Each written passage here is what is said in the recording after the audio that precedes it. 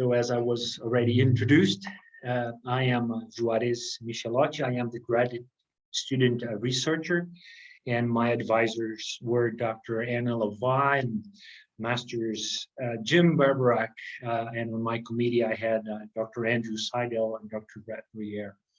To start, I would like to highlight and honor Brazilian biodiversity here in this map, where I show the 6 different Brazilian biomes and the part of the coastal system of Brazil. And my research project is named the Training Needs Assessment for Environmental Interpretation in Brazilian Protected Areas. Throughout my presentation, we're going to go through 7 steps where I'm going to introduce you to my area of study and go through how I did my research, what I found, my conclusions and recommendation, and some individual thoughts, and we'll end this with questions and answers. We'll take about 50 minutes to go through this. First, I would like to introduce my project partner, the Social Service of Commerce. It's a national private nonprofit institution created in 1946 by the commerce, service, and tourism sector. And they work with culture, education, leisure, health, assistance, and sustainability. On the map on the left, you can have an idea where Brazil is in South America and where the state of Sao Paulo is, because I specifically work for the regional administration of SESC in the state of Sao Paulo, where we focus mainly on permanent and non-formal education. The institution has about 43 cultural and sports centers around the state. 2 of them are park-like venues, and there's a vacation center on the coast where I personally am working right now. And that's where the institution have a private nature preserve, an urban private nature preserve that has about 150 acres inside the city of Bertioga and beside other protected areas. And also the partner runs a capacity development program together with CSU in a partnership with the Center for Protected Area Management. And that's the program I want to inform with my research. My main inspirations for this study was these report, Building Capacity for Collaborative Conservation, where I learned what a needs assessment is, and also this article that talks about a community of practice on visitation in Brazilian protected areas. And that article talks about these effort that has started in 2013 in a partnership with the Brazilian Protected Area Agency with several universities, and it was funded by the USAID and had the partnership with US Forest Service and the University of Montana. And after 6 years, there's several authors analyzed the reports from 3 of the main meetings of the community of practice. And they realized that they concluded that after 6 years, there was no deepening on the themes of education and environmental interpretation. So that was a huge motivation for me to talk about and to learn more about environmental interpretation in Brazil. As for my research question, that is, what are the skills needed and wanted for professionals working on visitation in protected areas in Brazilian Atlantic forest? So the Atlantic forest actually is one of the Brazilian biomes, is the one on the eastern coast of Brazil, highlighted here in green. That was the original extent of the Atlantic forest biome, and it's considered a biodiversity hotspot. It overlaps 17 Brazilian states, and there are about 1,500 conservation units. That's how we call protected areas in Brazil, nature conservation units. And throughout the country, we have 2,500 conservation units, but in the Atlantic forest, there is 1,500. And we don't want to focus on all of them. We want to focus on parks and private reserves and how that is connected to visitation. When it comes to visitation, there's an intense correlation with environmental interpretation. And here I bring the definition of environmental interpretation that was defined by the Brazilian Protected Area Agency, the ICMBio, Instituto for Biodiversity Conservation, that released a book about environmental interpretation in Portuguese in 2018, where they state that environmental interpretation is a set of communication strategies designed to reveal the meanings of environmental, historical, and cultural resources in order to provoke personal connections between the public and the protected heritage. As for training needs assessment, I had to go through other fields to get some good references on what a training needs assessment is and how to run a needs assessment. So on the safety area, I found Tracy Secada that defines training needs assessment as a process of information collection and analysis that aims to evaluate if a training is the right, or if trainings are the right alternatives for a specific issue. And with that, if it is, then there's a possibility to create a training plan. There are mainly 3 levels of assessment to design a training needs assessment. And that's the organizational analysis, the operations analysis, and the individual analysis. On the organizational analysis, we did look for laws and regulations to see if the issue we're aiming for is there, if there's a need for that. And when it comes to operations, if knowledge, what are the knowledges and skills required? And on an individual analysis, we'll do interviews with professionals working with that issue. With that, I end my introduction and bring to you a little bit more of the socio-ecological context of the area I'm aiming for. Many people, when talk about Brazil, will remember the Amazon, because it is the biggest tropical forest in the country and the biggest biome in the country. But that's way up north, and you can see on the picture on top, representation of the original extent of the Amazon. But I want to focus on the second biggest tropical forest in the country, and that's the extent of the original area of the Atlantic forest and the Atlantic forest biome. So again, it's on the eastern coast of the country, and it's been through a lot of impacts. Here you have a picture that shows in darker green what's left of those biomes, and there's 12% of the Atlantic forest is remaining. And that's due to several different types of pressures. One of them is because that's where most of the Brazilian population lives. 70% of the Brazilian population, so 150 million people live on the Atlantic forest biome. So that's quite a lot of people and pressure to put on the biome. And when it comes to visitation, here's information that comes from a website that talks about visitation. It's called Turopia, and it's on the map. There are the 10 best places to visit in Brazil. 7 of those 10 places are in the Atlantic forest biome. 2 of them are actually in protected areas, are in national parks. Rio de Janeiro, people want to go and see Christ the Redeemer. It's inside a national park, and many people don't realize that. The Iguaçu waterfalls, it's inside a national park, and people don't realize that. And they are the 2 most visited national parks in the country. So there's a lot of threats and possibilities when it comes to protected areas. And that's what I wanted to highlight on this spaghetti diagram. This is a situation analysis where I put in the middle, not in the middle, but on top middle protected areas. And the protected areas we aim on this project, private reserves and parks. And they all provide several ecosystem services, from provisioning, regulating, supporting, and cultural services.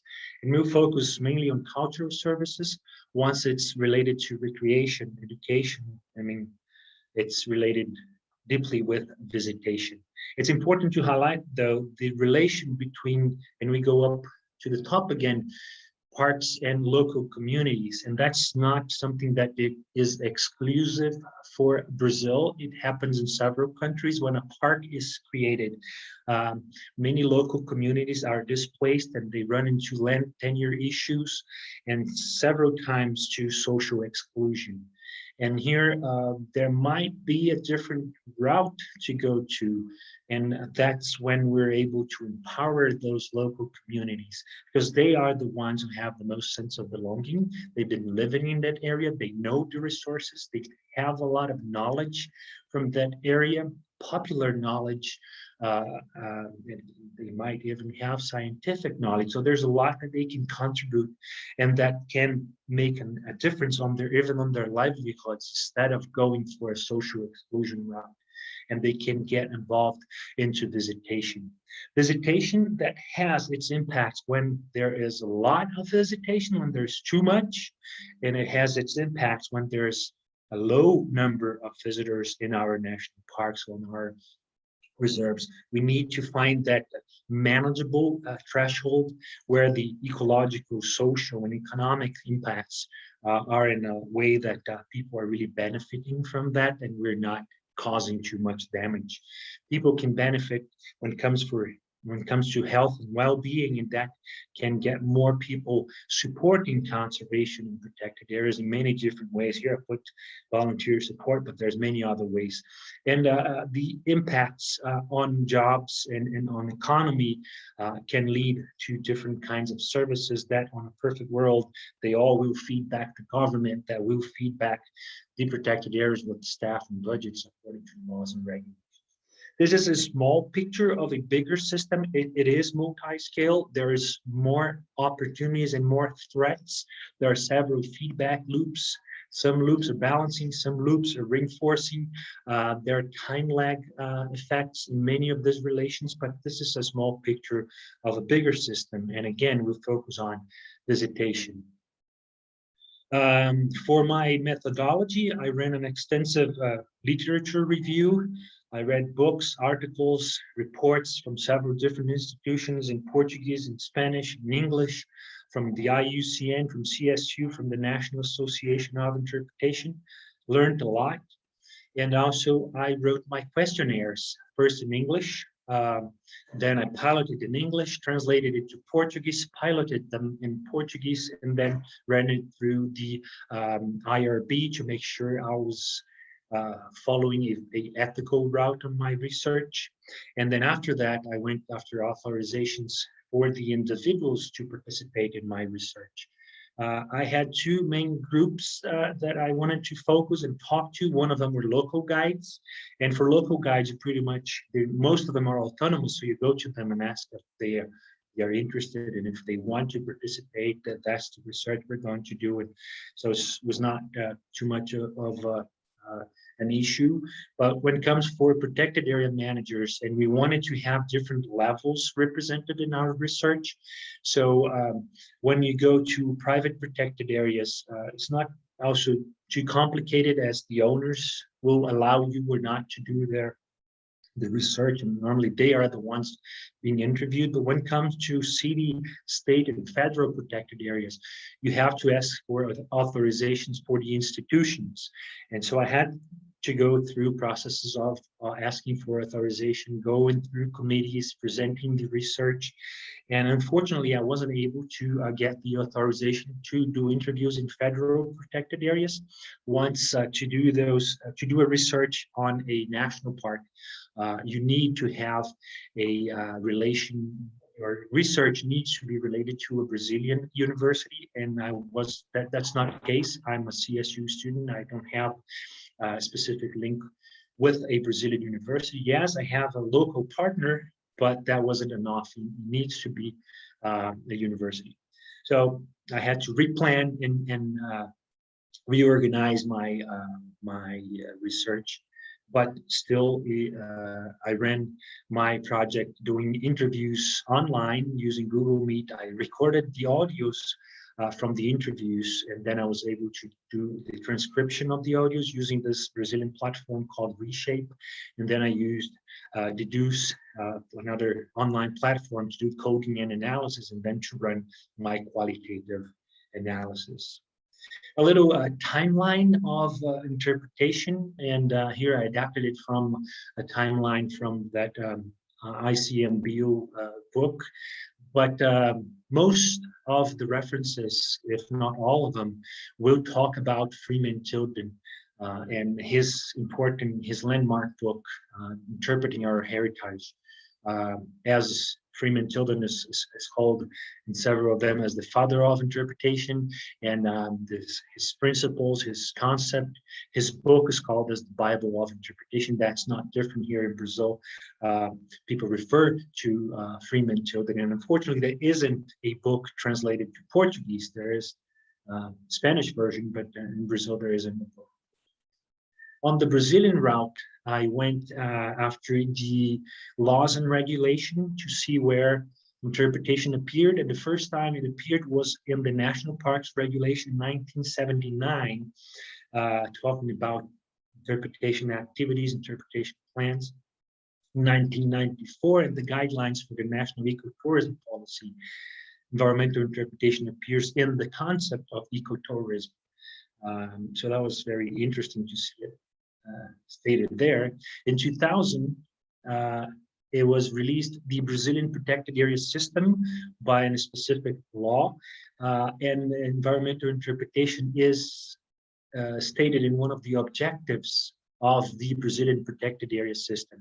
It is stated as environmental education and interpretation. And it's important to highlight that, and I'll get back to it later on.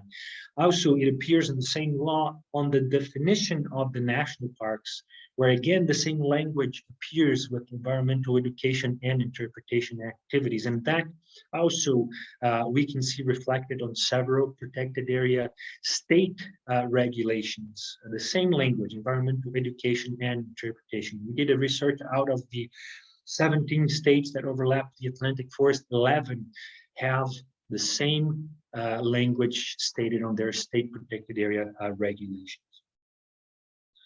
In 2006, it also appeared in the guidelines for visitation and conservation units.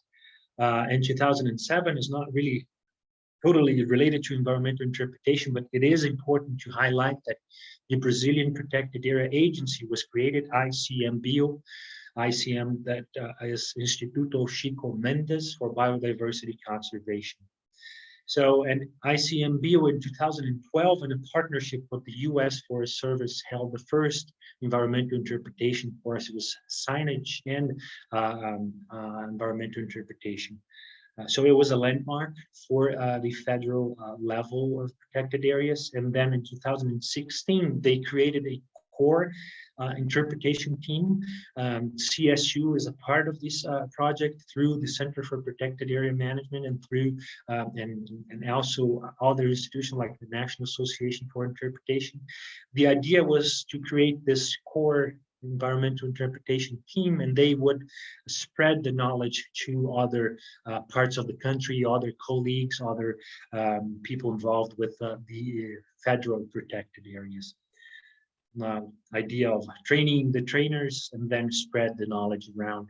Another important process and another step on this process was to create a specific institutional concept, and that's the one I shared before, and it's guidelines. So that was released in the book I presented earlier in Portuguese, talking about interpretation. And from here on, they've been spreading the knowledge around and developing interpretative plans and courses for guides around federal protected areas around the country. So it's a little bit of where interpretation appears in the Brazilian guidelines. If there's a state that has developed more on when it comes to environmental interpretation, the state of Minas Gerais is this state where in 2002, They released a book, maybe one of the few books that is talking specifically about environmental interpretation. So this is a manual to introduce environmental interpretation. It was released by the State Forest Institute in the state of Minas Gerais in a partnership with then what was the Brazilian Protected Area Agency and local NGO with funds from the German government. But also a few authors like Maristela Murta, also from the state of Minas Gerais, wrote quite a lot on heritage interpretation, mainly focused on tourism, but also talked about environmental interpretation with Brian Goodwin, a British professor. And they say that to interpret is more than to inform. It is a way to reveal meanings, to provoke emotions, to stimulate curiosity, to entertain, and to inspire new attitudes on visitors. To interpret is to propitiate a qualified, unforgettable experience. And more than having their concept, they even decided or proposed to go further on the 6 principles of interpretation stated by Freeman Tilden, and they put 4 more principles. And the first one is that any work related to heritage interpretation must start with a partnership with communities, because they know the resource, they know the place, and that knowledge has to be taken under consideration. And interpretation needs to have a broad approach. You must consider social economics together with history, together with ecology, together with architecture. And interpretation must enhance cultural diversity and plurality, meaning that interpretation cannot bring just one universal truth. It has to consider different points of views from different perspectives, and that's what makes it even more rich and relevant. And also conservation, environmental interpretation, it has to bring the essential elements of an enjoyable experience. Where are the toilets? Where is the parking lot? How do I get to the trails? And so on. So these essential elements are also important when it comes to environmental interpretation. Also, I ran into some European concepts of interpretation. This is from a project called Inherited. And it says that heritage interpretation is an educational activity with non-formal learning approach for non-captive audiences visiting protected areas. And it aims to create a relation between objects or sites and the process of meaning making and the value frame of visitors. It was the only place where I found that, and I found it really interesting, again, the process of meaning making and value frame of visitors. Sam Ham, an American professor that wrote a lot about interpretation, and is also maybe one of the most important references on interpretation that is still around. And he says that interpretation is more of a communication strategy than a service for visitors. And in 1993, he said that for a country to develop its own interpretation, there must be efforts to understand their audiences and provide means to adapt it to their social settings and biophysical environments. So it's not just, well, we have interpretation going on in Europe, so we just copycat that and do that in Brazil. We have it as a tradition in the US, we'll just copycat that and do it in Brazil. That's not the way it has to be. Each country must develop their own tradition on environmental interpretation, and that's context specific. It has to be related to the local context. There's learnings from others, absolutely. There are learnings from different theories and so on, but there must be an effort to develop its own. And here, Pacheco and Raimundo have a proposition for adapting it, and they even propose creating a social environmental animation, and that would be the approximation of the principles and practices of social cultural animation that UNESCO refers to, and it's related to cultural diversity, to show social participation and non-formal education, and the contents and techniques of environmental education and interpretation. When Raimundo talks about social environmental animation. He talks about animation. He's talking about anima, about alma, about soul, and that is related to life values, to courage, to hope, to transgression and change. And that's also a very important, I would say, value that is dear to my project partner, SASC, that really advocates for social cultural animation. So that might be a possibility or a perspective for a Brazilian tradition of environmental interpretation. As for my questionnaire specifically, I interviewed two different types of professionals, but I wanted on-site professionals, people working on the protected areas. I wanted the bottom-up perspective, but specifically people working in the Atlantic forest biome. So I interviewed managers and I interviewed local guides. I used open-ended question. I stimulated storytelling. I used a Likert scale, snowball sampling for managers to tell me who were the most active local guides, and used an adaptation of a photo voice activity. COVID brought challenges, and one of the challenges was to adapt it, not to leave the activity of using pictures, but to adapt it to the online version. And I have a I used a qualitative approach, and I had 12 interviewees in my research. Here I share with you the most frequent codes that I ran into, and I made different themes. So this theme is interpretation impacts, and so the most frequent code that I ran into was the sense of belonging, and then personal connections to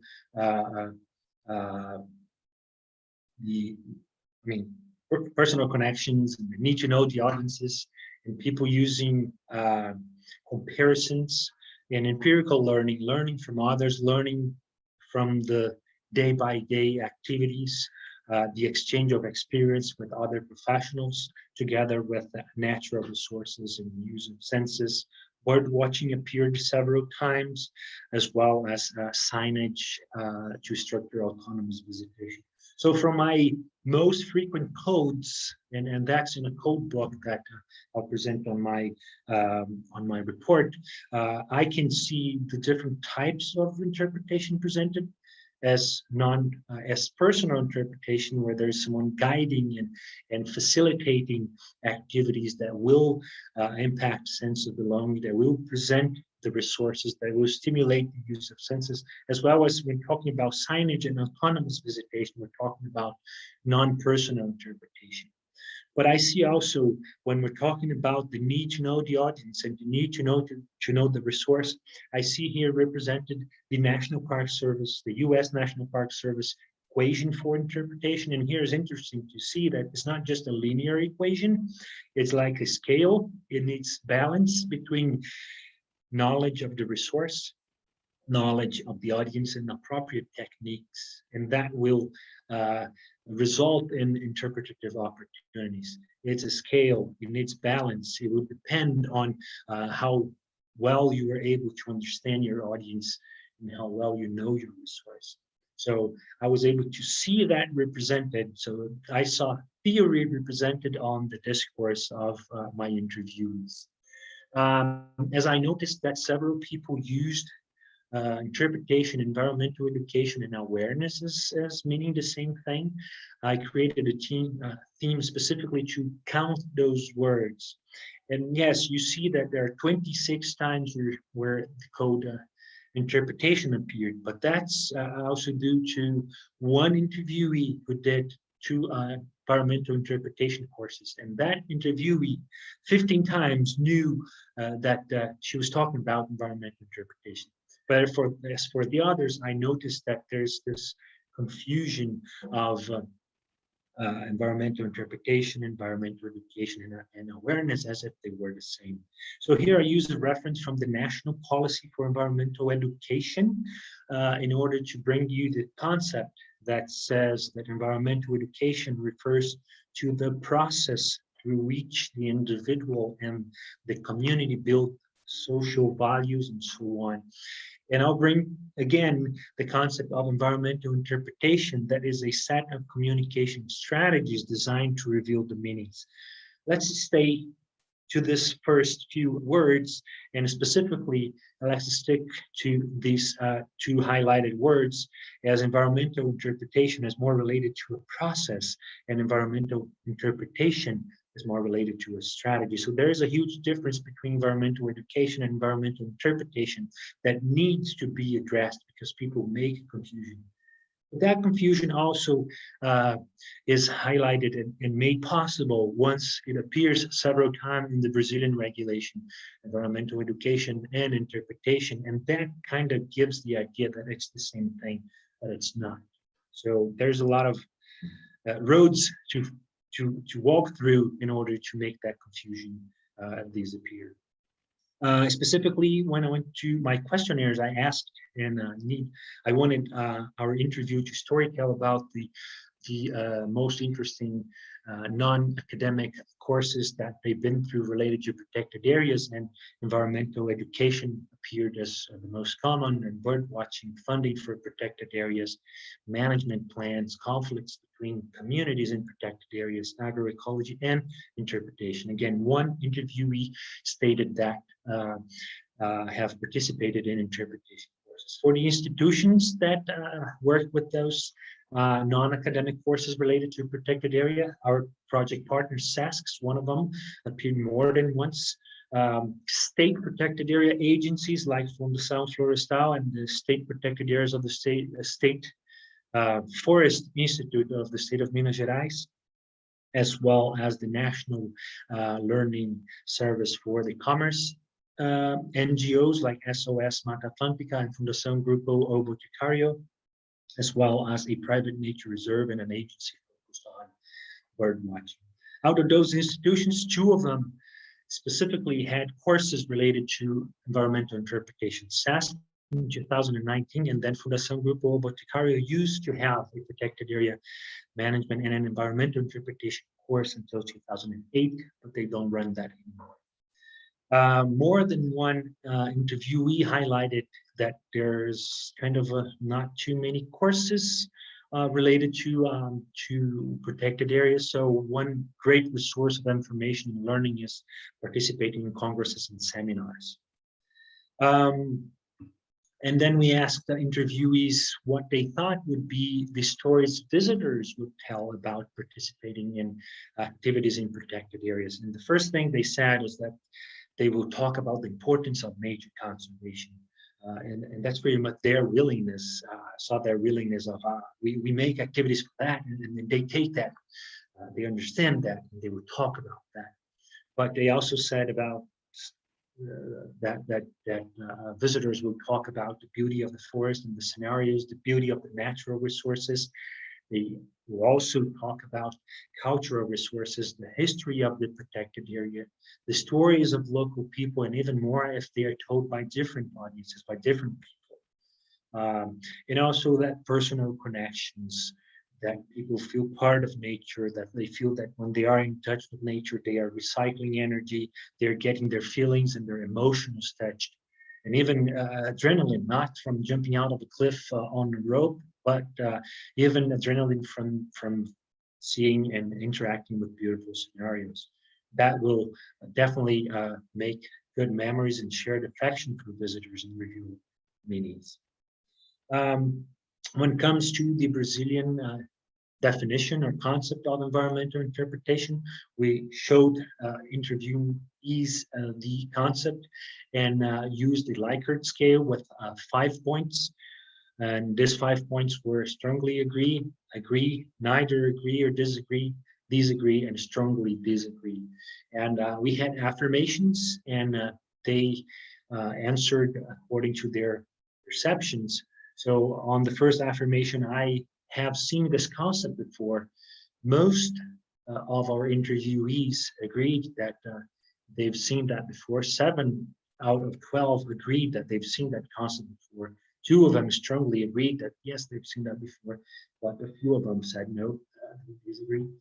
When the affirmation was, I use this or a similar concept most of our interviewees, so 10 out of 12, agreed or strongly agreed that they used that or a similar concept. When the affirmation was, I am an interpreter, again, most of them agreed, strongly agreed. Most of them were local guides and agreed. Most of them were managers, but you see it on the positive side, on the agreement side, most of the answers. And when we asked about the correlation of interpretation and visitor experiences, once the purpose of environmental interpretation, or the Brazilian purpose of environmental interpretation, is related to enhancing visitor experiences. Most of them, again, agreed, except for one who disagreed and another one who was not really sure. So here we can have a kind of a positive perspective from the field of interpretation in Brazil, once most of them know the concept or use a similar concept or feel as they are interpreters correlated to its purposes. Talking again about the purpose of enhancing visitor experience, we asked how environmental interpretation can impact visitor experiences. And most of the interviewees talked about that it impacts really the sense of belonging of visitors, even more when they are connected and they get in touch with cultural and natural resources. And if you're able to use different communication strategies and formats, online folders, signs, more than guidance, you can also impact greatly their experiences, as well as the contact with beautiful scenarios and with a few scientific procedures or equipments. Like one manager talked about bird watching. And here just a legend on the bottom right side, you have a little box, and that's related to the reference of the interviewees. So here I have interviewee number 10, MSM on the legend there. M is a manager. If it was a G, it was a local guide, and S is for state level. And if we had a C was for city and P for private. So as I go on presenting some of my excerpt, my transcriptions, you will be able to relate if it's a manager talking or a guide or which level they are talking to. So this manager said on a school field trip where they learned to use binoculars to identify the most common bird species, that experience helped unveil it and open the curtains to a new perspective. So they're here presenting that, using those scientific equipments that even though it's simple equipment, but can really make an impact. And this manager went on saying that maybe these kids from my school field trip, they will in the future own a forested area, and they might remember those times where they were in field trips. And they say maybe instead of cutting down the trees, I could work with bird watching. So the importance of those experiences. And we asked managers and guides if there's a place for environmental interpretation in the protected areas they work in. And for managers, they said, yes, definitely. Interpretation definitely has a place in our planning process. And the other manager from a private area said, well, when we work with training local guides or developing signage or managing trails, planning activities, we are regularly working with interpretation, with planning, and with management. Interesting, that was a different perspective when it comes from a discourse from a guide that says that managers are most focused on land tenure issues and law enforcement. So this guy says that people are more concerned about resolving legal issues than environmental interpretation or educating citizens. So different perspectives to the same subject.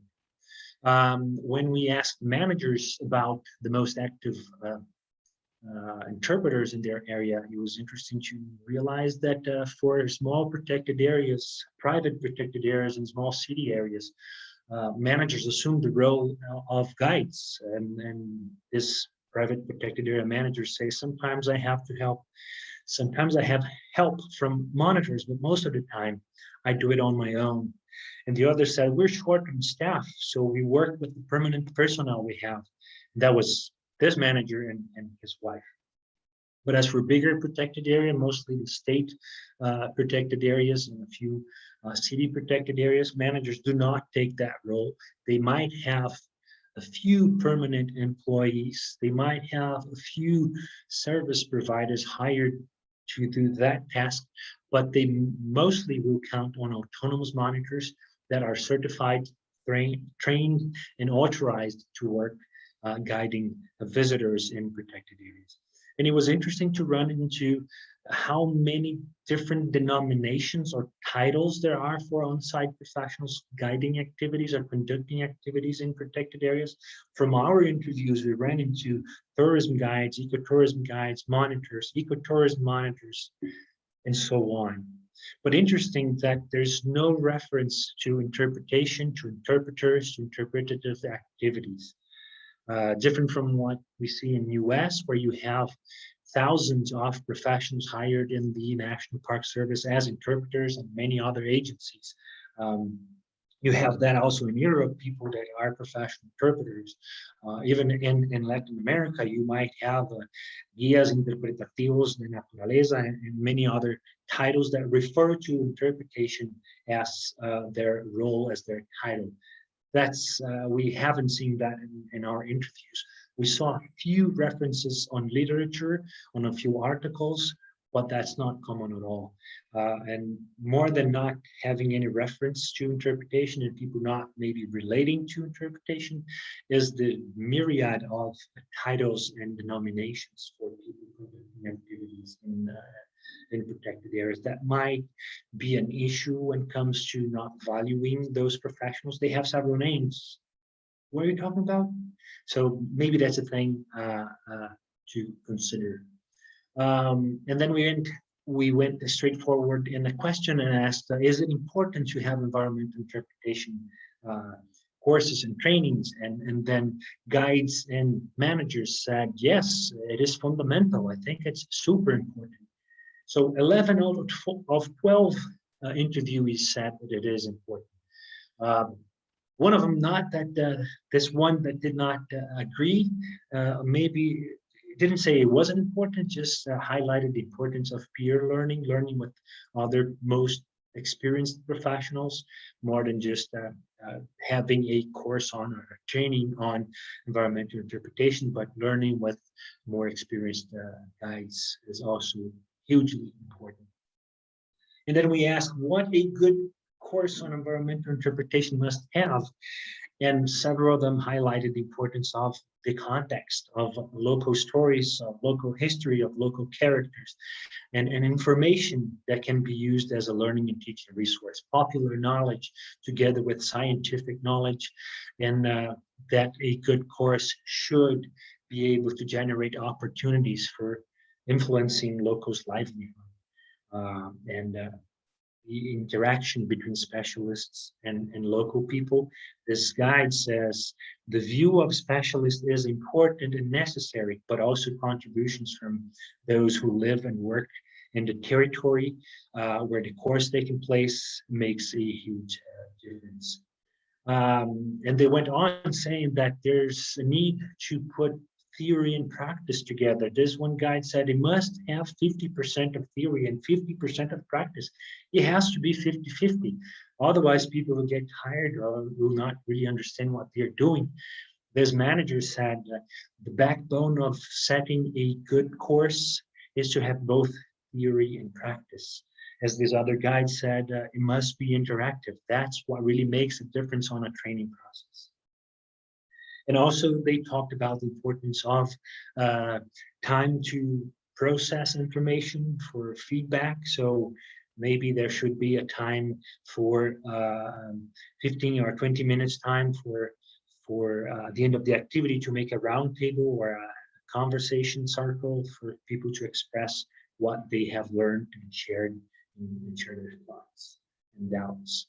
And for my adapted photo voice activity, I asked interviewees to bring and share 3 pictures that they found that were correlated to environmental interpretation. I was willing to ask them to take the pictures, but with COVID, I wasn't able to do that. So I asked them to bring pictures they found that has correlations in it, and asked them to explain. It was probably the most interesting part of the questionnaire, when people felt free to share their perceptions, and their discourse was really rich to see and understand the correlations they made. Out of the 38 pictures that they brought, one of them brought 5 pictures, but we found it relevant. We were able, I print them out, and I organized them in different categories, and that's the categories I ran into. Most of the pictures had people on it and water on it, whether it's waterfalls, it is ocean, it is beach, it is rivers, but also man-made scenarios, details of nature, contrasting nature and urban scenarios, natural scenarios, animals or animal-related elements, and cultural heritage. So here I see several of the principles of interpretation, several of the important things that theory brings on a discourse of people that know it more empirically. So they might not know who cited that people are important when it comes to interpretation, but they know the importance of interacting with people when it comes to interpretation. So it was great to have this part of the questionnaire where it was more free and people felt more comfortable sharing their ideas, and as a closing for our talk. And running into our conclusions, I would like to express the importance of the research design. And I ran into that because when I evaluated my answers from my Likert scale, I run into some concerns, because most of my answers, or all of them, tended to the agreement side. So that brought me attention. So maybe I ran into social desirability bias, where people are always, agreeing. Do you agree with that? I agree. Do you think it is? It is. Do you consider yourself? I do. So that's the thing that maybe there's a need to invest more time into the research design process before you start your interviews, and give quality time for that. Also, a broad definition of the word interpretation, that it can have several different synonyms, that goes from analysis, from diagnosis, for translation, from presentation. So it goes to different, even different fields. And sometimes when we're talking and asking if people consider themselves interpreters, they might say, I'm a law enforcement officer, so I do analyze, I do interpret, I do make a diagnosis of what's going on. And that's not really what we're talking about. We're talking about environmental interpretation. So the broad definition, the broad interpretation of the word interpretation, we found that there was a concern. And then we're talking about international research. We're talking about different languages. Translation is always an issue. I piloted my questionnaire in Portuguese, and then when I started doing my questionnaires itself, I found that people were not really sure what visitor experience was, even though the translation is pretty straightforward. But people are like, "What do you mean by visitor experience?" So I ran into that through my research, and having more interviews maybe would bring more different perspectives. And for my final conclusions, I learned that most interviewees know the principles and the concept of interpretation empirically. Again, they might not know, they might not cite Freeman Gilden or Sam Helm or any other authors, but they know those concepts, they know those values, and they know the importance of that and how that impacts visitors' experiences. And there's a need when it comes to evaluating all the laws and regulations, there's a need to have trainings related to environmental interpretation. And there's a desire, because people are stating that they want that from our interviews. But the public use in protected area is a field that is on its development phase. There's a lot to be done in Brazil when it comes to public use development. A huge step was taken by ICMBio when, through its international partnership that CSU is a part of, institutionalized environmental interpretation as a planning tool. So that was a huge landmark for the field of interpretation that is a part of public use in protected areas. And examples as the program that is developed by my project partner with also international partnerships with CSU, with the Center for Protected Area, but also with intensive dialogues with ICM, BO, and state and city protected area agencies to develop capacity development programs based on dialogue and for diverse audiences. Once that can be brought to several different audiences and break institutional barriers. ECMBO is doing a great job, but it's staying inside the national level of federal protected areas. How about the other areas and the other different biomes? So there's a need to spread that good word around. As for my research question, I wanted to know the skills needed and the skills wanted. So I was able to make a list of those skills needed and wanted, but I had two different perspectives of managers and local guides. So there are more lists of skills needed and wanted.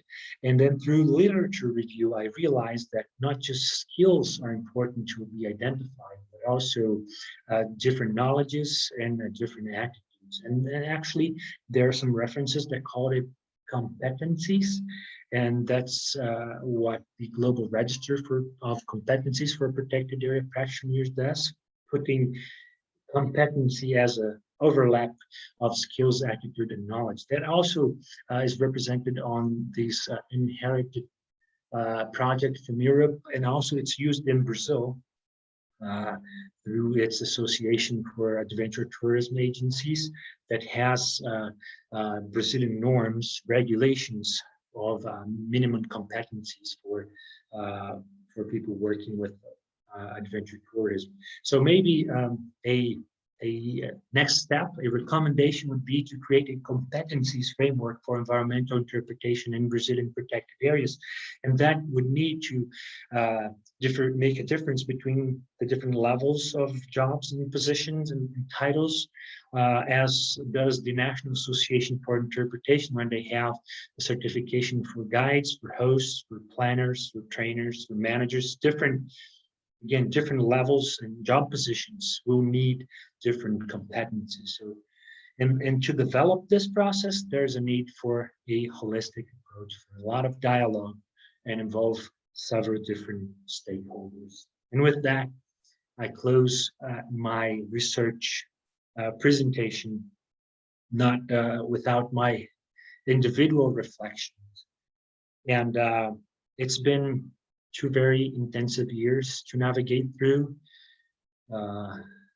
with maps or Google Maps or no maps. It's been a roller coaster of learning with ups and downs, a lot of self-awareness, learning about what we can bear, how far can we go, and it's just been so intense. And the course and the professors and the colleagues, I had to adapt.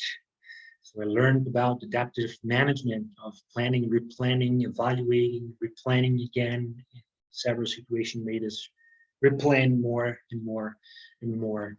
I met great people that taught me a lot. I had to say goodbye to my mom that taught me a lot.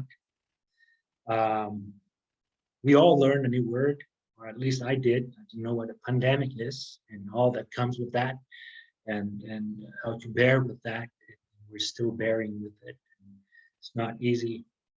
Again, it brought me a lot of self-awareness and getting to know about myself, my family, and what we can bear. Brought me some mental health issues. It brought me to a lot of time management issues that I run into, but it was definitely a great learning experience. But self-awareness is not a place where you reach and you're there and you're good. Is a process, and even though we have a map is a picture of the situation. It's not the whole thing. The roads are huge and they are we never see the end of them, and they keep on going. The roads of self-awareness are just like the roads of the challenges of conservation.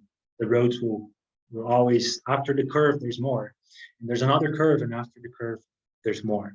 So there's a lot for us all, professionals of conservation, to do. And with that, I would like to share my gratitude to all of the professionals working with environmental interpretation and protected areas, and share my gratitude especially to my project partner, the Social Service of Commerce, that allowed me to stay a year out of my work to have this study experience. I would like to thank my managers, also my former managers. I would like to thank my staff in Bertioga, my colleagues from all around the state, and especially I would like to thank our superintendents and our regional director that allowed me to take this lead. I also would like to thank the co-directors and managers from the Center for Protected Area Management. Thank you, Jim Barbara, gracias. Gracias, Ryan Fincham, gracias, Aaron Hicks, gracias, Audrey Ramsey, for all the learning opportunities and support throughout my stay at CSU. You are the reason why I came to Fort Collins. Thank you to Instituto Semeia that shared information and motivation. Thanks to my advisors, especially Dr. Anna Lavoie and Jim Barbarack. Thanks, Andrew Seidel. Muito obrigado. And also my big thank to Dawson, our great program coordinator. It's been amazing. As I said before, here I am to close the gate, turn off the lights, and finish cohort 9. Thanks to John Salerno and Brett Verrier for being our academic director, and to all of our professors throughout throughout this time that took us through a pandemic. Thanks to the Warner College of Natural Resources, and with that, thank you to CSU as a whole. I really felt, me and my family felt as part of the Rams family. We felt welcome, we felt supported, we felt really a part of what CSU promotes as the Ramley. And talking about family, I must thank our families here in Brazil, our friends here in Brazil, for all the support throughout this time. Especially thank you to my beloved wife and my beloved daughter. Thank you, Andrea and Manuela, for being with me all the time, every day, all day, supporting and motivating me to go through and to be able to come to this closing here. I love you. Thank you very much. And also to my cohort family. We call ourselves, our cohort number 9, we call ourselves the Niners, the family, because we really bonded together, and you guys are going to stay in our lives, in our minds, in our hearts forever. Thank you very much. Muito obrigado. Muito obrigado to all of you. And may we all keep this energy and willingness that is represented in this picture of these kids willing to jump into the water, to walk into the forest, to build bridges in order to feel more that we are part of nature. We're part of all of these that surrounds us, but let us keep this childish energy, this sincerity, this energy that we can interact with all of this, we can make a difference in the world. Thank you very much. Muito obrigado. And then I open for questions and answers.